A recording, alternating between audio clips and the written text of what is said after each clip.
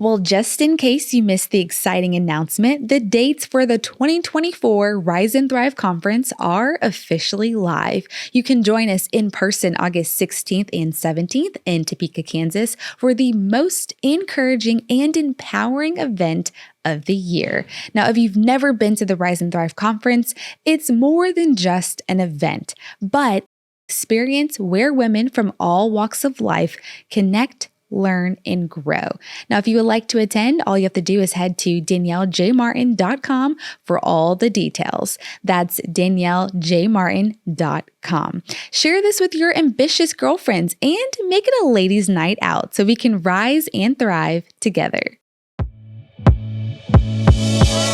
Welcome into Behind the Spotlight podcast, where your story matters. I'm Danielle J. Martin, your host, and I'm on a mission to empower and educate you towards your greatness. On this podcast, you'll learn ways to turn your thoughts into action. Plus, you'll also learn from individuals who will share personal experiences and actionable steps on how to create the life you desire. Now, let's dive into today's episode.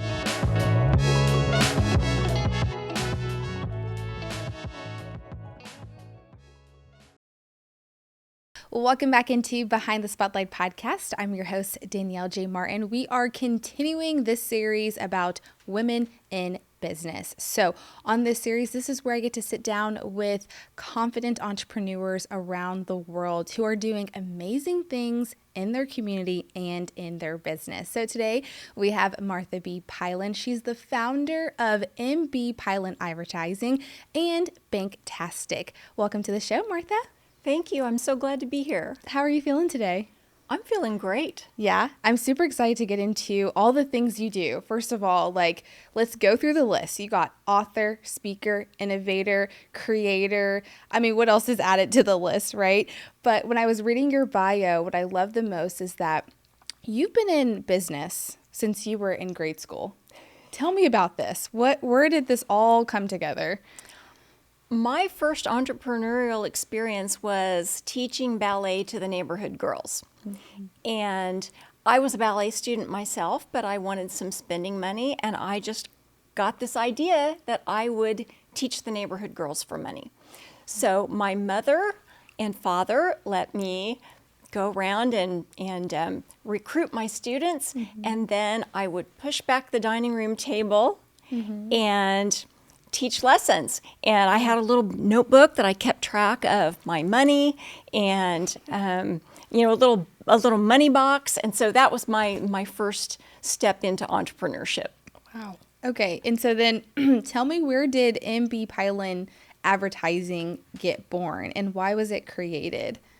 MB Pylen Advertising and Marketing was born in 1998. Mm. So we just finished celebrating our 25th year in business. Congratulations. And I had been working for others, mm-hmm. first at an advertising and marketing firm, mm-hmm. for about 8 years. Mm-hmm. And I worked with such wonderful people, and I loved it there. But I knew that for my personal and professional growth, mm-hmm. I would need to step out and do that next scary thing. Yeah. And so I talked to my boss about that, who was also my mentor and is still a dear friend. And I told her I thought I needed to do this and that I wanted to work on the client side. Mm. Work at a company as a marketing director and be that person who works with the advertising agency, sort of get that exposure and that experience. So she understood that, mm-hmm. and helped me put my resume together, and I looked and landed a position at a startup health insurance company. Okay. So it's a startup. Yeah. So lots of things happening, mm-hmm. and they were offering a really new product in the marketplace, and it was a great experience for me to see, why do clients do the things they do? Mm-hmm. What it's like to report to the president and talk to the board of directors and be introduced to stock offerings and all those things on the client side, right. that are so important into helping grow that business.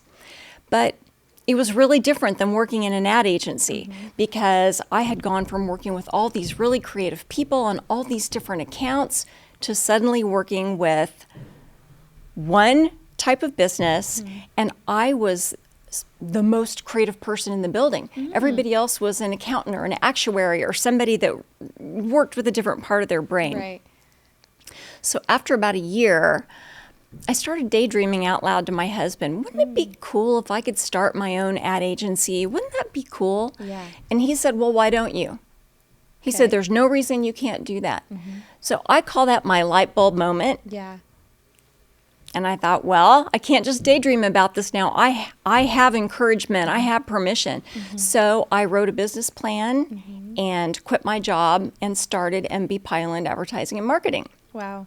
I love how you mentioned you started your business plan and you created that, because a lot of startup entrepreneurs, when we are getting into this field, we think that we can just skip that plan altogether. But I love that, like, initially you're like, nope, I put my business plan together and then I started. Tell me a little bit more about MB Pyland and advertising and why it's so important to you. What type of businesses do you work with? Our purpose is to improve the health and well-being of people and communities. And so we do that by helping clients in education, advocacy, economic development, financial brands, with a full range of whatever the marketing and branding services they need. And so why that's important to me is I feel like we're contributing something that makes a difference in the world. Right. And we can't be those ones who always give direct services, but we can help with that marketing and communications for those who are doing that. Right. And I feel excited to be a part of that, and I find that personally very rewarding. Where do you see the gap is with businesses or companies that are trying to kind of captivate this image for marketing? I think marketing is really a number one tool that your business needs, obviously, or any company. It's like literally your brand, right? And so how do you help people get to clarity when it comes to their marketing plan? I'm glad you used the word clarity because I think that is so important. And when you're trying to figure out some of those things on your own, it's really difficult. It's like there's an agency consultant named David Baker, and he says it's kind of like being on the inside of the mayonnaise jar. Yeah. And you can't read what's on the outside because you're inside of it. And so good. a lot of times we help bring clarity to clients because we can bring objectivity about their situation and what they have to offer.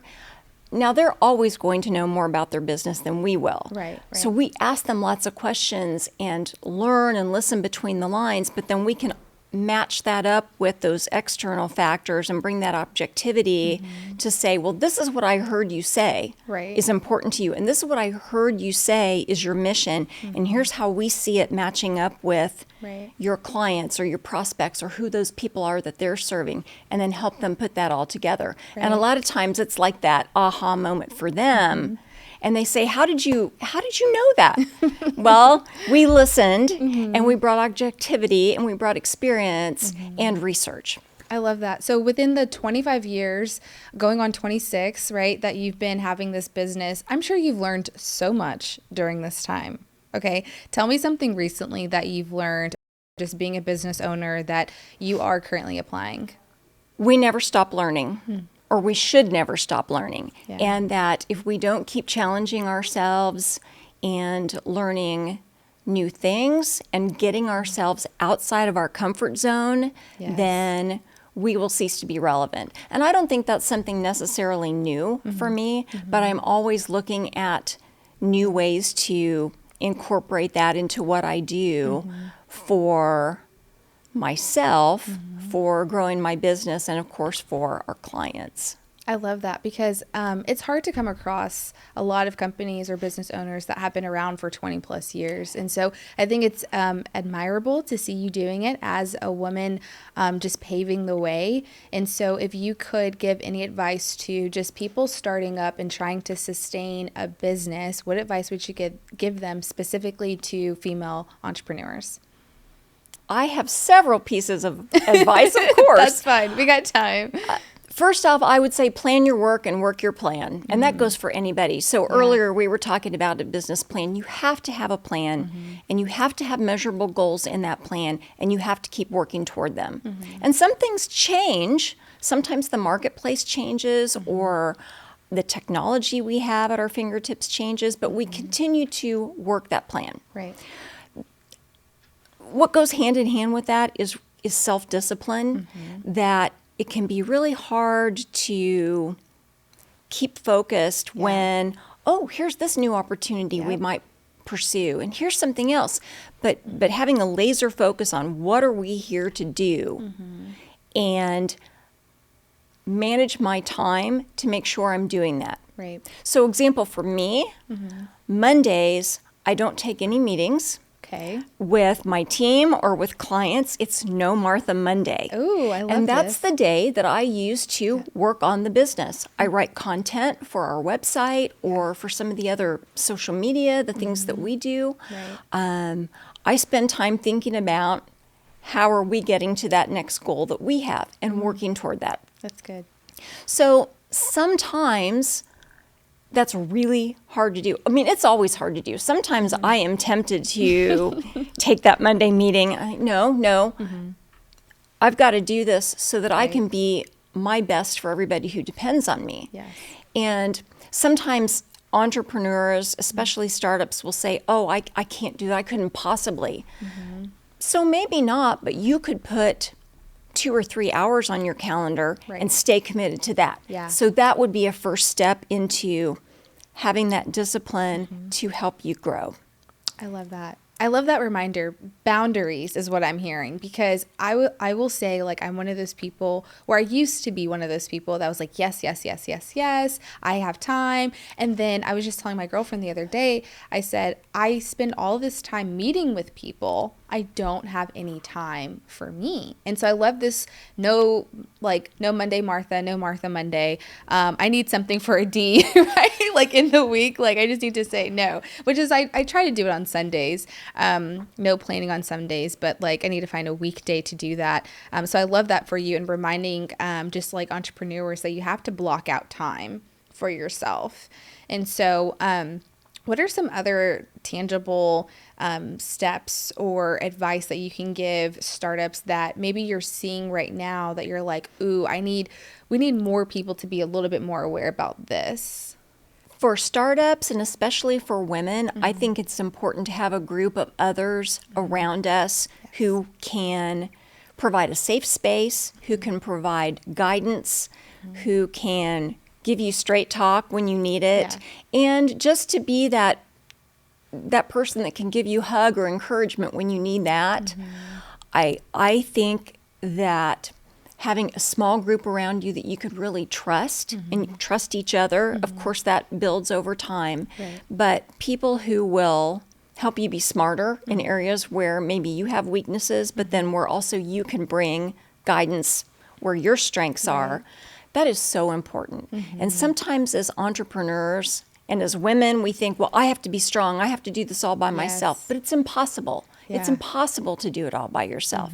And so allowing yourself to be a little bit vulnerable and build those friendships that help you be the best you can be, and then also help you share your gifts with that small group is extremely valuable. Yeah. And I was telling you earlier, Martha, before we started, that like I'm in that space as of trying to find a group like that myself, because I do think there's a difference when you are stepping into entrepreneurship. The mindset is different.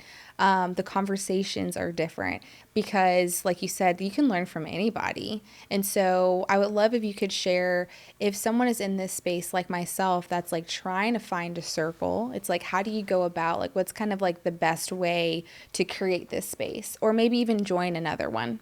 Well, for me, it came about because there were a couple of us who were in a Rotary Club together, and we had gotten to know each other over time. Yeah. And we sort of started informally meeting, and then we said, oh, this is really good. Let's add a few other women into this group. And so one of my friends said, well, I know so-and-so. And I didn't know her, but she said, I really trust her. I think she'd be a good part of this group. So we said yes. So we sort of grew that way. Yeah. So we started out with a couple of us who had some trust and knew each other. But then, of course, we all have different circles besides those ones that overlap. Yeah. So, you know, somebody you trust can say, well, I know this woman and she's really sharp, or she's really smart, or she's really good at this. Yeah. And let's invite her in too. Love it. And we started out having breakfast twice a month. And so we could do that before we got to the office, and that was a really good structure for us. Other people might have a different structure that works better for them, but that was our way. But starting with a couple people you already know, and then just slowly branching out. Right. You don't need to do it fast, and again, that trust in those relationships certainly grow over time. Yeah, I definitely appreciate that reminder. Before we pivot into this other division that you have, Banktastic, I wanted to shed light on this campaign that you did last year, the Punctuating the Period campaign. Talk to me a little bit more about that. I loved it, by the way. It was like genius. Why was that important for you to do, especially in Topeka? I'm so glad you asked me about that. Yeah.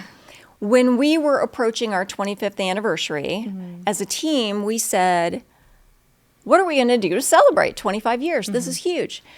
Do we want to have a party? Do we want to invite clients? What do we, of course, we brainstormed all these things. But a lot of our team is remote. Many of our clients are not here. So to have a party or to do something like that would have limited impact and would not be able to include everyone.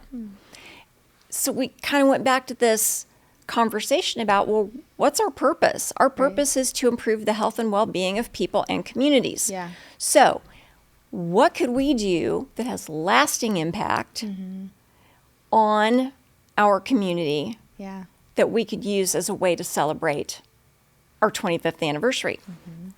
Again, we brainstormed, talked about lots of things. And one of my colleagues came up with this idea. She said, it's hit my radar that we've got this serious issue with period poverty. And the number of girls and women who get held back, can't go to school, can't go to their jobs, miss out on activities. All these things happen because they just don't have the basic products that they need.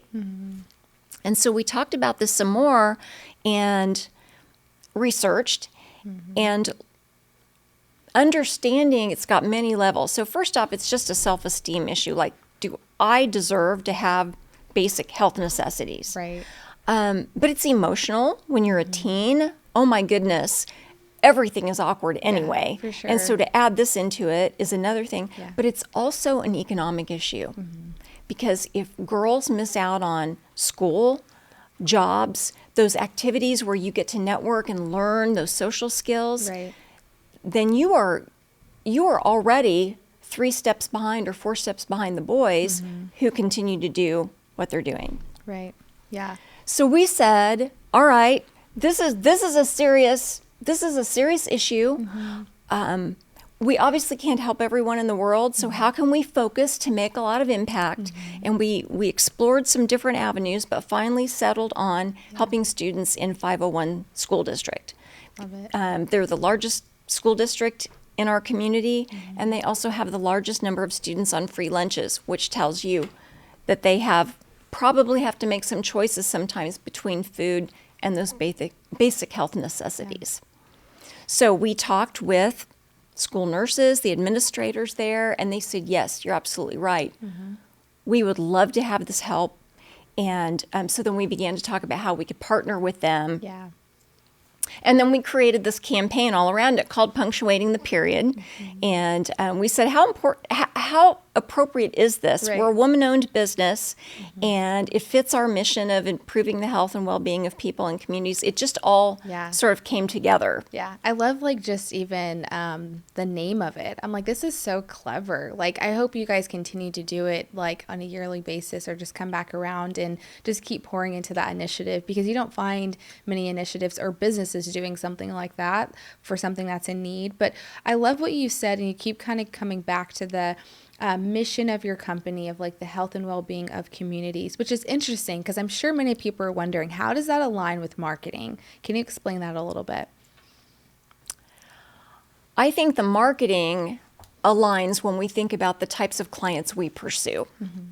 So if we are working with health, education, advocacy, economic development, finance, those are all things that improve the health of people and communities. So those are the clients that we pursue because that aligns with what we want to do.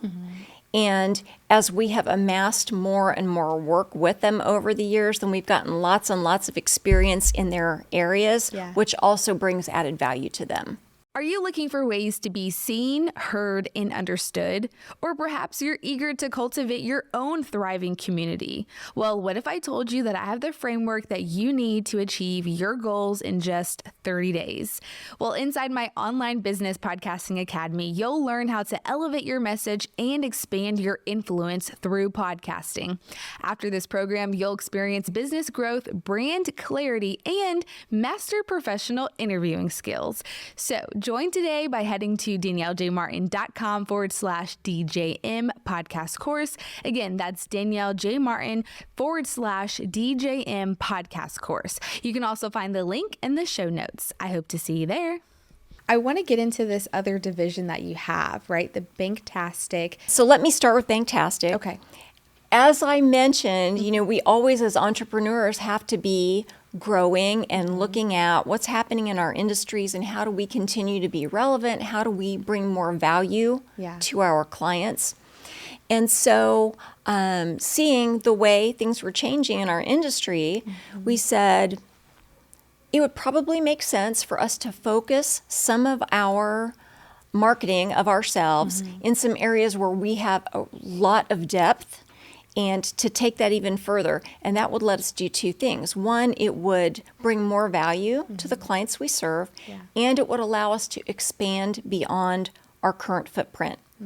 Because we don't take clients who are in competition with each other. Right. So, because if I'm going to help them develop their marketing plan and I know all their trade secrets, I can't work for their competitor too. Right. That would not, it's unfair. That would not fit my purpose and sort of my true north.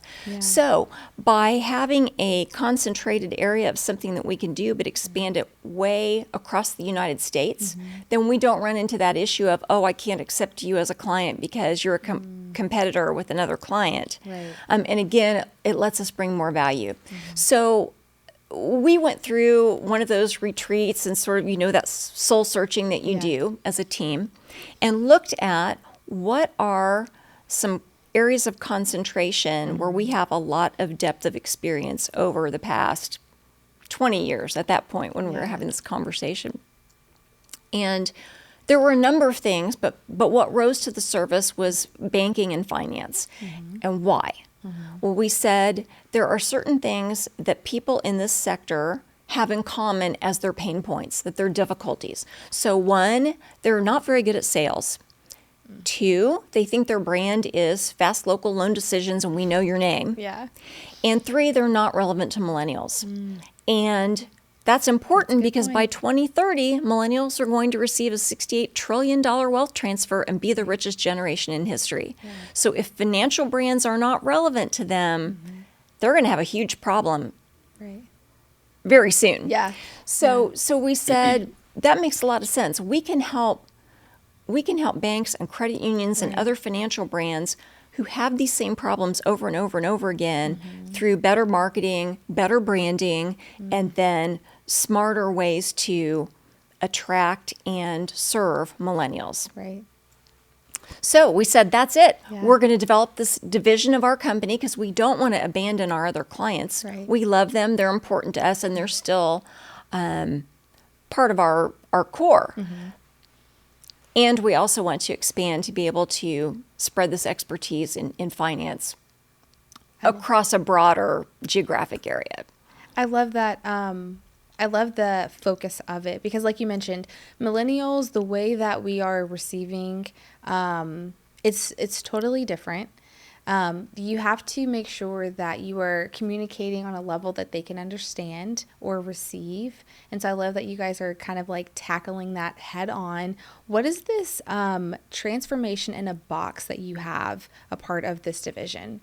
Well, it's Transformotion, actually. It's kind of a little play on transfer. It's a play on transformation, but it's Transformotion in a box. And that is a subscription box that people can use to help create more innovation in their companies. So each quarter there's a workbook, a creative workbook, and then items in the box that help them work on new ideas for their business or their organization that they're involved with. And we like to have these objects in the box, not just a workbook, so that it really engages all your senses. Okay. So there's always something to eat or drink. There's something tactile, something to play with. Yeah. We always have a playlist of music that goes along with that theme. Okay. And so that's a way to really engage all the senses and help people take that idea of creativity and really apply it to something practical. Because sometimes people will say, oh, you're so creative. I wish I could be a fly on the wall. And I wish I could just hear all the creative things that you do in your business. And I'm not creative. They say, I'm not creative at all. Well, we're all creative. We are all creative. Yes, Yeah. we are. Yeah. But sometimes we forget how to use it, or it's like a muscle. We have to keep developing it, or it never grows. Right. And so Transformotion in a Box is a way to help help people sort of do some self-creative help. Yeah. And they can do it on their own or with a group. So like a DIY kind of exercise, or they can partner with you and your team to do it. I love that. Yes. Because when I think about my creativity, I always say all the time, I'm like, I'm a visual creator.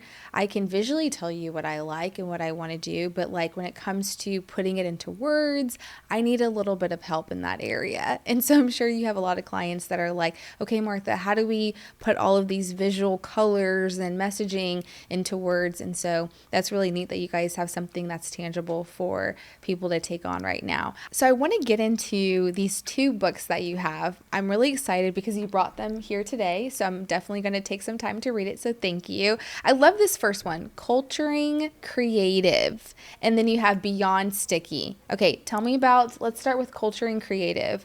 How did that start? Why was that important for you to write? Culturing Creative is a creative workbook. It just helps people have some tangible ways that they can be better brainstormers, better at developing ideas, and has some rules of thumb, because a lot of people will kill their own good ideas because of the self-criticism in their minds. Yep. So we talk about that and try to help people put that aside and just put out those wild ideas and then go back later and evaluate them better. Okay. So the workbook is just a bunch of different ways to work on brainstorming, either alone or with a group. I love and it. Those creative rules to help you be more effective when you do it. Okay. I'm looking forward to that because I'm definitely trying to like tap into, I think you said it earlier, just like your true north. Like I'm just trying to tap into just like trusting myself and knowing that every idea that I have is worth it. And just because you may not follow through with all of them, it's okay. But your ideas are beautiful. And so I love that you have that. Okay. Beyond Sticky. What is this book about and what does it mean to you? Beyond Sticky is a book for financial brands. Okay. And I wrote that as part of our launching Banktastic because I knew that that's a way to scale our expertise. We have a blog, of course, but we can't meet with everybody. Right. But a book can help a lot of people. And that book covers some main areas: branding, of course, customer experience, sales, and culture. Yeah.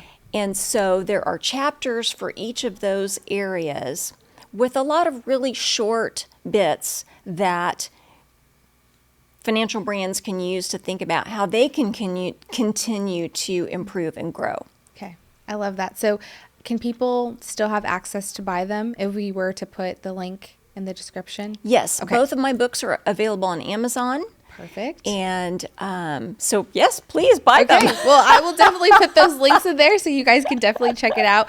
But Martha, I want to know, it's interesting because when you have on your bio here that when you're not working, you're doing yoga. First of all, are you ever not working? That's the real question. Are you still working even though you're not working?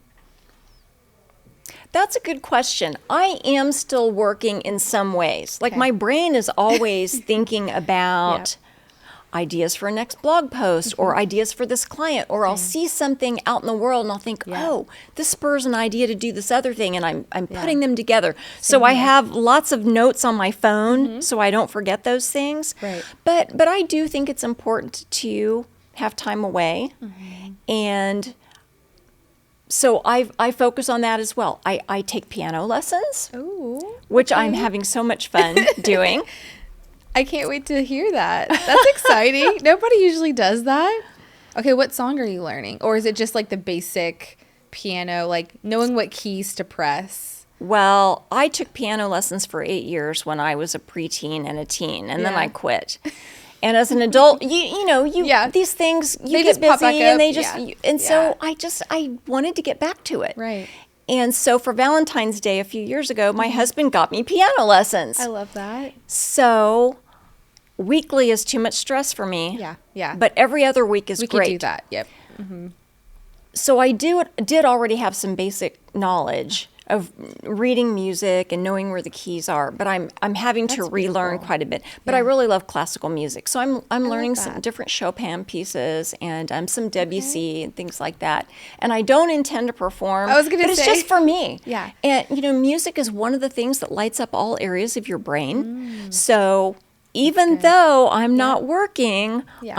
I'm growing Like my creating. brain. Yeah. And I'm doing That's something good. that's just fun that I really enjoy. So piano lessons, yes, I love it. Yoga, you cannot be thinking about work when you are practicing No. yoga. Nope. Especially if you are balancing on one leg. Yes. You have to have all your focus on what you're doing. So I love that. Have you done hot yoga? I have. Oh my gosh. Let me tell you. It was like very active. It's not your typical yoga. When I first did it, I was like, okay, we're going to be like meditating a little bit. We were like moving around and I'm like, okay, I'm getting a workout here, but it was very nice at the end of it. So that's neat. Yes, that's the best Yeah. part is the rest at the end. Yeah. Okay, so you're finding time for yourself, which is really neat. I love that you shared the transparency of that. Like, even though you're not working, you're still just like your brain is always on a little bit. I can relate to that 100%. So I don't feel as bad. So thank you for sharing. I would love to know too, like, who is Martha beyond the title? I know many people know you here in the Topeka community, but we have viewers from all over. And so if people could research you and look you up, let's say, what would you want your lasting legacy to look like? My lasting legacy would be a woman of faith, a woman of integrity, and a woman who left things better than the way she found them. I am not afraid to get up and talk to people. I am not afraid to get out of my comfort zone. Well, sometimes I am, but I do it. Right. And so if I can use my gifts to help other people, then that's what I would like to say I want people to know about me. Let's also add in the fact that you're very passionate about women.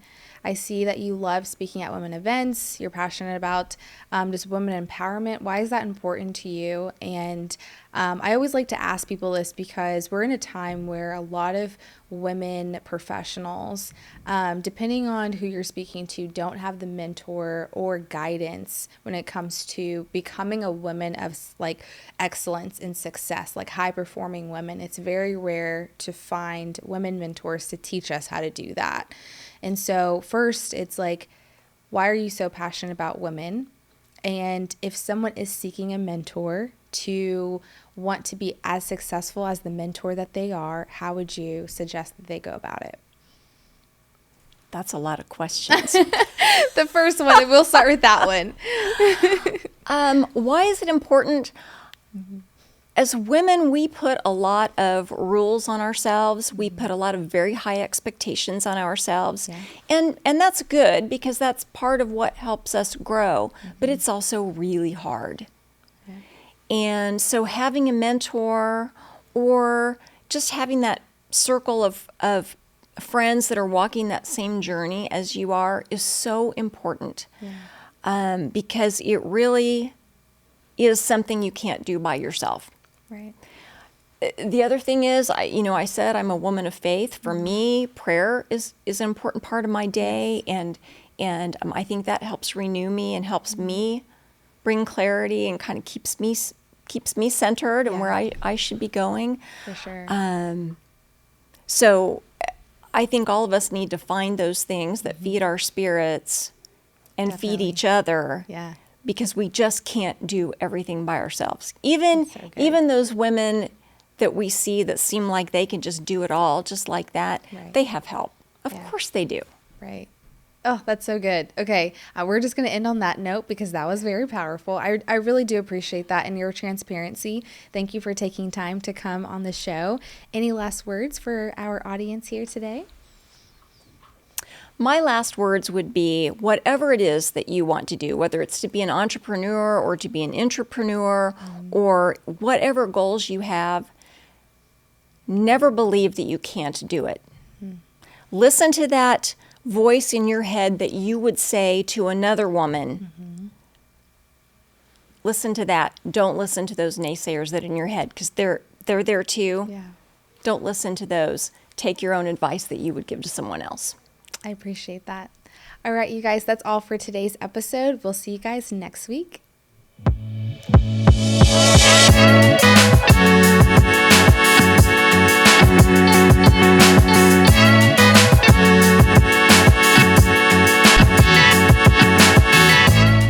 If you found value in this episode, I'd love to hear your thoughts on your key takeaways. Take a moment, download this episode, and share your feedback by leaving a review for this episode. Better yet, snap a screenshot and share it on your social media.